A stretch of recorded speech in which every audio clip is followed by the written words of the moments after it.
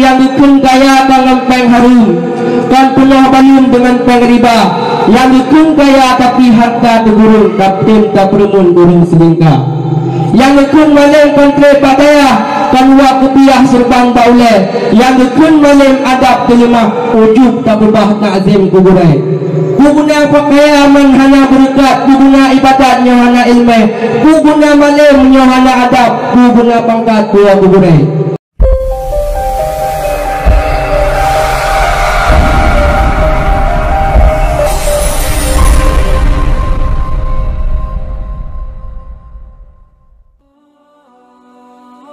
Oleh sebabnya itu, lagi tanya takadri atau han, bahawa setiap diri pribadi ketanya nyona musuh pribadi, yaitu musuh-musuh yang tangguh yang harus ketanya perang, yang harus ketanya lawan secara betul. Daripada Abu Lais nepegah dalam nasihat beliau yang bahasanya setiap umat manusia yang berkehidupan di alam dunia nyona musuh-musuh yang tangguh, yang mana musuh tersebut nyo harus diperang, harus diperhatikan dengan baik-baik. Nepegahnya Abu Lais dalam nasihat beliau, musuh yang pertama yang paling raya bagi umat manusia yaitu kehidupan dunia ataupun nikmat dunia. Dikarenakan bahkan nikmat dunia tersebut merupakan salah satu musuh yang raya bagi kitanya, dikarenakan dengan nikmat dunia kehlirnya tua terhadap Allah, nikmat dunia kehlirnya tua terhadap gurai, dengan nikmat dunia kehlirnya tua kepada akhirat. Bahkan dengan nikmat dunia itu lehernya kadang ruh kitanya sungguh dalam neraka Allah. Na'udzubillah min dzalik. Dikarenakan lehernya apabila kai rumpuk nikmat dunia nyo cukup bakat bakal.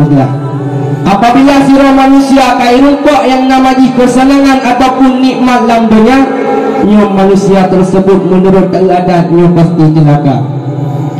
Karena dino takalan lekat urung mendumai nikmat dunia dengan kaya ataupun jabatan, nyo lekat takalan nikmat kaya dan nikmat jabatan yang na dalam dunia tersebut nyo han itu long bertanya sehingga orang akhirat apabila hana ilmu. Maka coba takalan di luar sana, lekat takalan urung kaya dengan panhari, urung malam tapi hanya adab, urung malam yaitu tapi tua kepada pangkat, urung malam yaitu lebih kepentingan hawa nafsu daripada akal, urung malam takalan ataupun bahasanya pemimpin-pemimpin yang zalim nyo kai rumpok nikmat dunia maka tua terhadap akhirat. Hai tunggu yang mutua, menurut kepegang oleh orang tua yang hang guna kaya, hang yang dukun kaya dengan peng harum, kan penuh balun dengan peng riba. Yang dukun kaya tapi harta tergurung, kapten tak perumun gurung selingkah. Yang dukun malam kontre pataya, kan wak ketiah serban taule.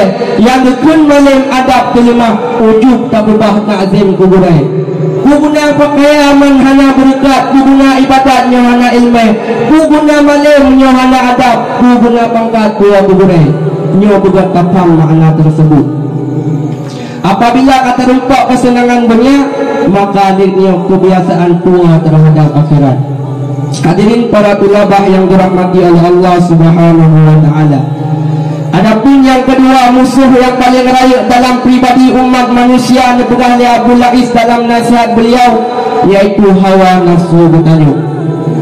Apabila hawa nafsu bertanya tak kedepankan daripada akal, maka nyo kajit taprah. Dikarenakan hawa nafsunya yang dapat ibaratnya kepada jalan yang hanagat, dapat ibaratnya kepada aliran-aliran syaitan, jejak-jejak syaitan, perbuatan-perbuatan syaitan nyo melalui hawa nafsu. Maka tak kedepankanlah akal kitanya, tak jadikan hati kitanya sebagai bingkai untuk memotret para malaikat. Baiklah jadikan hati kitanya tersebut sebagai bingkai tempat bercocok tanam para syaitan. Hadirin para tulabah yang dirahmati oleh Allah Subhanahu wa taala. Adapun yang kalian pegang oleh Abu Lais dalam nasihat beliau, musuh yang paling raya bagi umat manusia yaitu syaitan bangsa jin.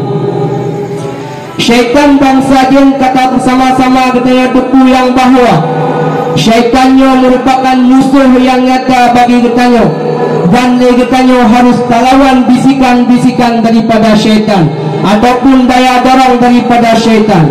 Bahkanlah firman Allah pun tertulis dalam surat Al-Fatir ayat 6. Nukul Allah Ta'ala, inna syaitana lakum aduwwun fattakhidhu aduwwa. Bahwa sungguh syaitannya adalah musuh bagi katanya, maka pegatlah syaitannya sebagai musuh. Maka dia katanya beta kedepankan hawa nafsu, amarah dan syahwat katanya, ia merupakan dikuasai oleh para syaitan. Maka tak kedepankanlah akal pikiran saya katanya, supaya jid ke ladang para malaikat. Hadirin urang Syi'lun dan Bandung yang dirahmati oleh Allah Subhanahu wa Ta'ala. Adapun yang keput dipegah oleh Abu Lais dalam nasihat beliau, musuh yang paling raya yang itu upak manusia, yaitu syaitan yang berbangsa kepada manusia. Ini yang harus kita perhatikan, bahawa syaitan bahawa syaitan yang berbangsa kepada manusia ia cukup licik daripada syaitan yang berbangsa kepada jin.